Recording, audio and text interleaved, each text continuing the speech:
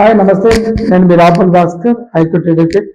చాలా మంది వృద్ధులు, వికలాంగులు, నడవలేనటువంటి వ్యక్తులు వాళ్ళకు ఉండేటటువంటి ఆస్తుల్ని, ప్లాట్లు కావచ్చు, ఇల్లు కావచ్చు, వ్యవసాయ భవన్లు కావచ్చు, కమర్షియల్ కాంప్లెక్స్లు కావచ్చు, బిల్డింగ్లు కావచ్చు, వాటిని రిజిస్ట్రేషన్ చేయాలంటే రిజిస్ట్రేషన్ ఆఫీస్ దాకా పోలేను అనేటటువంటి ఒక భయం ఉంది. ఆ రకంగా చాలా మంది అడుగుతా ఉన్నారు, మరి మేము రిజిస్ట్రేషన్ ఆఫీస్ దాకా పోలేము, రిజిస్ట్రార్ని పిలిస్తే రాడు. కాబట్టి కొన్ని సంవత్సరాల కొద్దీ వాళ్ళ యొక్క ఆస్తుల్ని రిజిస్ట్రేషన్ గిఫ్ట్ కావచ్చు, అమ్ముకోవడం కావచ్చు, లేదా రకరకాల అవసరాల కోసం మార్టిగేజ్ చేయడం కావచ్చు, చేయలేకపోతాం. వాళ్ళందరూ అడుగుతాం ఏంటి దీనికి రిలీఫ్ అని. స్టాంప్స్ అండ్ రిజిస్ట్రేషన్ యాక్ట్ 1908 అనేటువంటి ఒక చట్టం, రూల్ 41 అనేటువంటిది ఒకటి క్లియర్గా డైరెక్ట్ ఇస్తాం.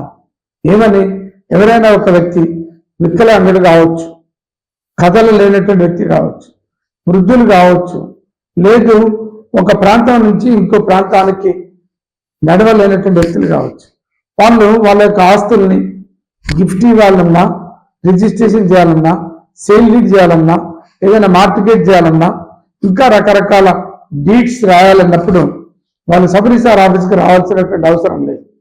రూల్ 41 రిజిస్ట్రేషన్ యాక్ట్ 1908 విధానం, ఈ ఆదేశాల మేరకు సబ్ రిజిస్ట్రార్ మన ఇంటికి వస్తాడు, మన ఆఫీస్కి వస్తాడు.